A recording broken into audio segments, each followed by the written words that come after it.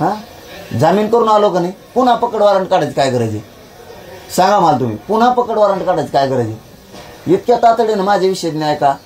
इतकी न्यायपालिका कट्टर झाली, कोपर्डीच्या कमी आणखी फाशी दिली का रे बाबा? हां मी एवढं फसवणुकीचे किती गुन्हे आहेत राज्यात, काढावर बाहेर सगळे. हां न्याय व विधी विभाग कोणाकडे? देवेंद्र फडणवीसकडे. हां याच्यावर कंट्रोल कोणाचा आहे? न्यायालयावर सुद्धा देवेंद्र फडणवीसचा. गृह विभाग कोणाकडे आहे? पोलीस देवेंद्र फडणवीसाकडे. देवेंद्र फडणवीसांच्या यांनी ह्या अभियान चालायला सुरुवात करायला लावली. कोणाला? दरेकरला. म्हणजे मराठा समाजाला आज या चॅनलच्या माध्यमातून मला सांगणं आहे, यांना मी या साईडत गुंतू शकत नाही, यांना बाकीच्या लफड्यात मी गुंतत नाही.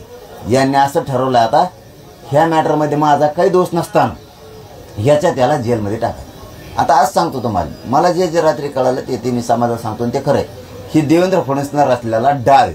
विधी व न्याय विभाग त्याच्याकडे, त्याच्या अंतर्गत सगळं येतं. तो काही न्यायाधीशांना सुद्धा फिरकी घ्यायला लावू शकतो. न्यायाधीश त्याचा पाहुणा आहे अशी मला ऐक्यू माहिती. ऐक्यू बरं का, मी खरं बी म्हणत नाही, ते हाई त्यो. कारण दिवस दिवस उभा करून ठेवतो.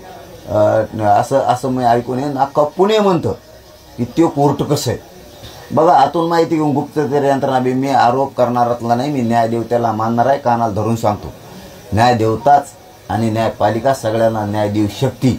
पण काही जण असे आहेत की ते नातं निभिदेत. ते देवेंद्र फडणवीसांकडं विधी व न्याय विभाग म्हणजे कोर्टाचं कामकाज त्याच्याकडे आहे म्हणून त्याचं ऐकतात. दुसरं गृह विभाग म्हणजे पोलीस खातं त्याच्याकडे, कोर्टाचं खातं त्याच्याकडे म्हणून त्याचं सगळे ऐकतात.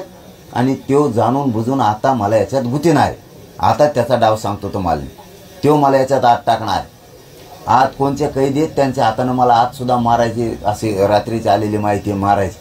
फक्त एकच सांगतो, कधीच भाजप सत्तेवर येऊन देऊ नका मराठा समाजाला, एवढं सांगतो. तुमच्या लेकरासाठी मी सगळ्या दुश्मन्या मराठ्यांच्या उचललेल्या आहेत. मी भेट नाही, मी उद्या जेलला जाणार आहे आणि जायला तयारी.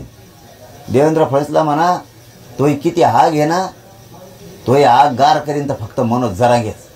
हो बादर देवेंद्र फडणवीस तो मला आणखीन ओळखीलच नाही. तोही आग फक्त मीच इजू शकतो, गार करू शकतो.